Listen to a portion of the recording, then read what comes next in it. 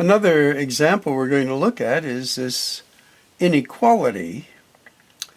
So take a moment, write it on your whiteboard,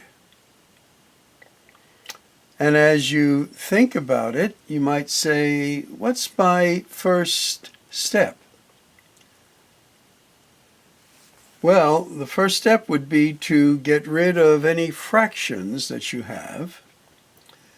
And in a sense, how many terms do you have? Well, you have one term here. Because of this division bar, which is a grouping symbol, this is one term, and this is one term. So we want to get rid of our fraction by multiplying each term by the lowest common denominator. And this one is sort of easy since there's only the one denominator. So we'll multiply each term by 3. Keeping in mind that we could put this in parentheses as well here. Now we do our canceling. 3 will go into there once, 3 will go into there once, and now we've eliminated our fractions.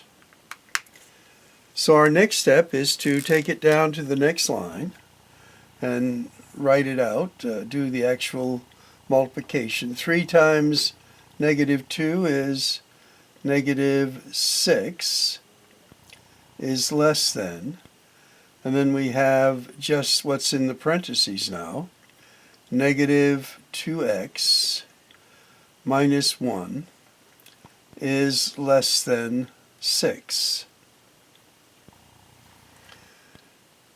So what's our next step? Well, we want to isolate the x term in the middle of our inequality signs. So we will use that other method of what is the additive inverse of a negative 1? Well, a positive 1. So we're going to add 1 there.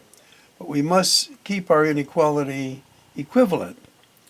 So we add a 1 there. So our next line, this will be a negative 5 is less than negative 2x is less than 7. Now notice we have a negative x in the middle. We want to have a positive x there. So what do we need to do? Well, we need to divide here by a negative 2. So each term divided by a negative 2. But then we have the rule that if we are dividing by a negative 2, we have to reverse our inequality signs to keep it true.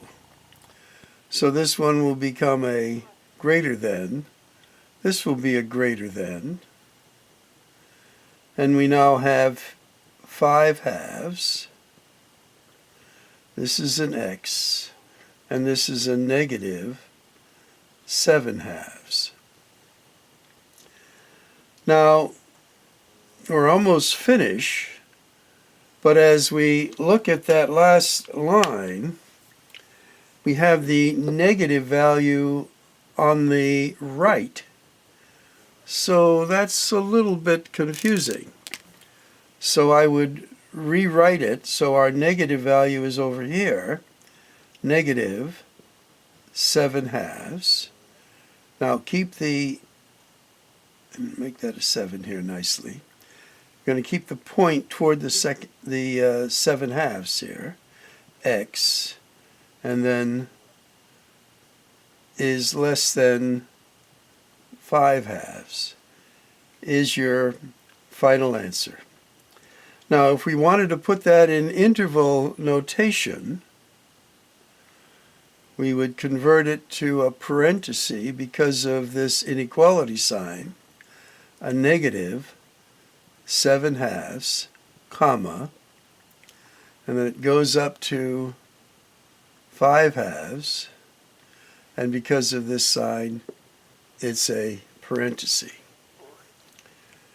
So this one was somewhat challenging. It had the work of reversing the signs because we're dividing by a negative, and hopefully it's helpful for you.